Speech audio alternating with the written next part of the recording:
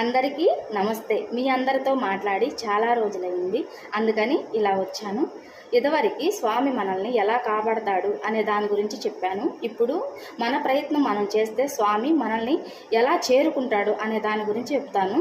ఒక పక్షి సముద్రం ఒడ్డున గుడ్లుని పెట్టుకొని పొదుగుతూ ఉండిద్దంట. పక్షి ఆహారంకి వెళ్ళిన సమయంలో సముద్రపు అలలు వచ్చి గుడ్లుని లోపలికి లాక్కెళ్తాయంట. పక్షి వచ్చి చూసుకునిద్దంట. సముద్రమే నా గుడ్లుని తీసుకొని వెళ్ళిపోయి ఉంటుందని సముద్రం దగ్గరికి వెళ్ళి నా గుడ్లుని నాకు ఇప్పించు, నువ్వే తీసుకెళ్ళావని నాకు అర్థమైంది అని అడిగిద్దంట. కానీ సముద్రం సమాధానం చెప్పదంట.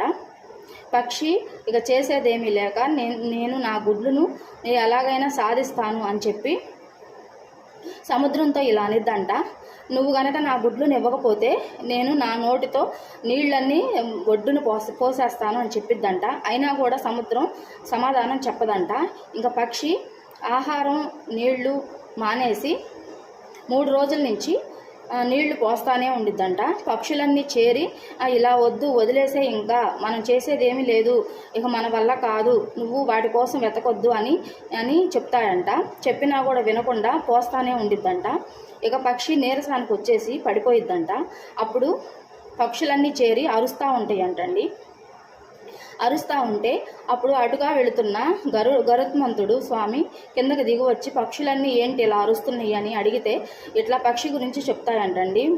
చెప్తే సరే నేను నారాయణుడి సేవకు వెళ్తున్నాను, స్వామికి నేను అన్నీ చెబుతాను అని చెప్తాడంట.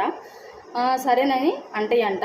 వెళ్ళి స్వామికి చెబితే స్వామి వచ్చి తన గుడ్లుని తనకి ఇప్పిస్తాడంటండి. Thank you so much.